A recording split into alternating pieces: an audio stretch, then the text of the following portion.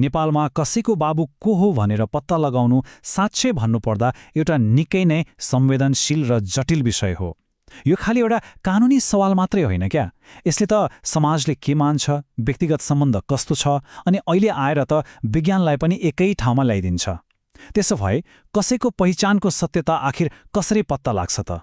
ल आउनुहोस् पितृत्वको यही कानुनी र सामाजिक रहस्यलाई आज अलिकति खोतलौं।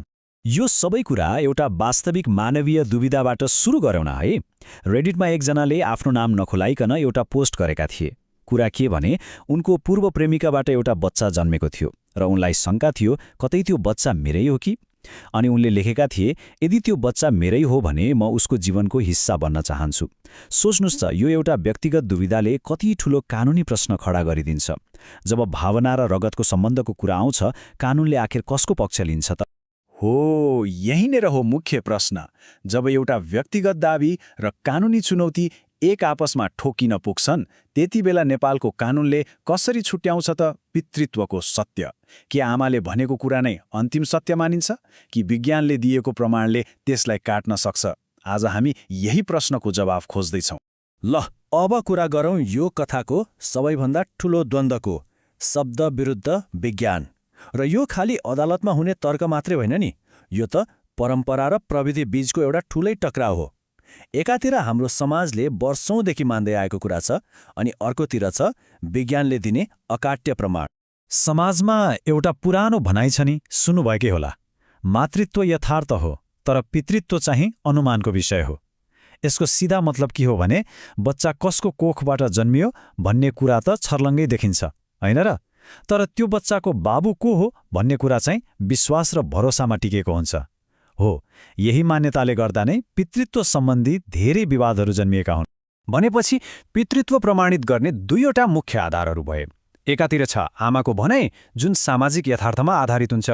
यसको बल भनेको के हो भने आमाको कुरा सुरुदेखि अन्त्यसम्म कत्तिको एकनासको छ भन्ने कुराले धेरै फरक पार्छ। अनि अर्कोतिर छ डिएनए परीक्षण। यो त भइहाल्यो वैज्ञानिक प्रमाण, लगभग 99.9% सही। यसले त जैविक रूपमा नै नाता पक्का गरिदिन्छ। अब प्रश्न उठ्छ, अदालतले यी दुई प्रमाणको बीचमा कसरी तालमेल मिलाउँछ होला त? हो, जब समाजमा यस्ता प्रश्नको जवाब भेटिँदैन, तब सबैको आँखा कानुनतिरै सोझिन्छ। त्यसो भए आउनुहोस् देशको सबैभन्दा ठूलो अदालत, सर्वोच्च अदालतले यो जटिल समस्यालाई कसरी समाधान गर्छ भनेर एउटा वास्तविक मुद्दा हेरेरै बुझौँ। अहिले स्क्रिनमा देखिएको यो कुनै सामान्य कागजको टुक्रा होइन, यो त सर्वोच्च अदालतको फैसलाको एउटा अंश हो। एउटा यस्तो मुद्दा जहाँ व्यक्तिगत सम्बन्ध मात्रै होइन, पारिवारिक सम्पत्तिको भविष्य नै दाउमा लागेको थियो। अब यो कुरा व्यक्तिगत रहेन, यो एउटा गम्भीर कानुनी प्रश्न बनिसकेको छ। अनि यो अंश चाहिँ साँच्चै नै रोचक छ। यहाँ हेर्नुहोस् त, अदालतले आफ्नो फैसलामा एकदमै स्पष्टसँग जैविक सम्बन्ध पत्ता लगाउन डिएनए परीक्षणको आदेश दिएको छ।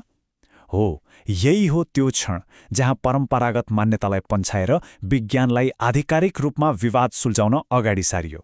अदालतले आफै भनेको छ, डिएनए परीक्षण गरी नाता यकिन गर्नु।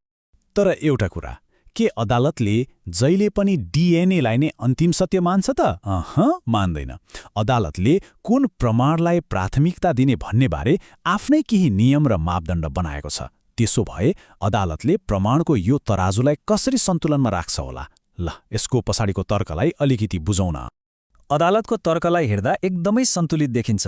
पहिलो अवस्था हेरौँ, यदि आमाको भनाइ सुरुदेखि नै एकनासको छ अनि अस्पताल वा स्कुलका कागजातहरूले पनि उहाँको कुरालाई समर्थन गर्छन् भने अदालतले सामाजिक प्रमाणलाई नै बढी महत्त्व दिन्छ। यस्तो बेला डिएनएको मेकानिकल प्रयोगभन्दा सामाजिक न्याय ठूलो हो भन्ने मानिन्छ।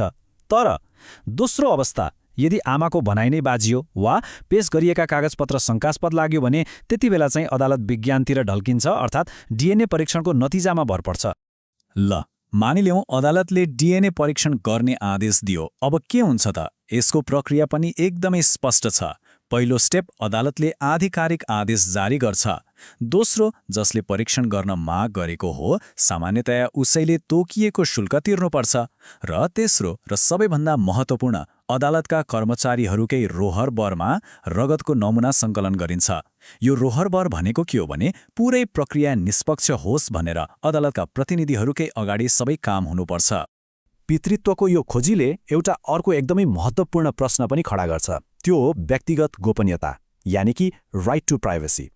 कसैको जैविक पहिचान त उसको नितान्त निजी मामला हो, होइन र? यसलाई हाम्रो कानूनले कसरी हेर्छ त? नेपालमा एउटा कानून छ, वैयक्तिक गोपनीयता ऐन 2075।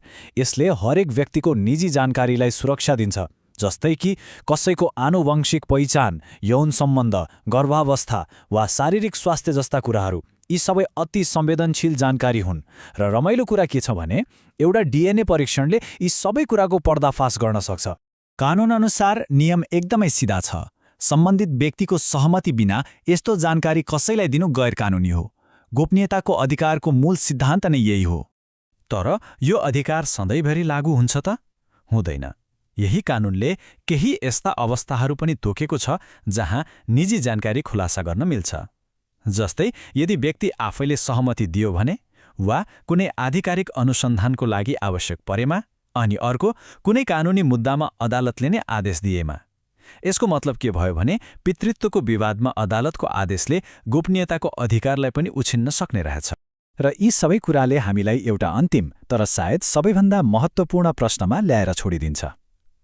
एकातिर प्रविधिले हामीलाई जैविक सत्यको एकदमै नजिक पुर्याउँदैछ, अर्कोतिर छ व्यक्तिको मौलिक गोपनीयताको अधिकार। अब समाजले यी दुई कुराबीच कसरी सन्तुलन कायम गर्ने होला? यो यस्तो प्रश्न हो जसको जवाब सायद कानूनको किताबमा मात्रै भेटिँदैन। यसको जवाब त हाम्रो समाजले आउने दिनहरूमा प्रविधि र मानवतालाई कसरी सँगसँगै लैजान्छ भन्ने कुरामा नै निर्भर गर्छ।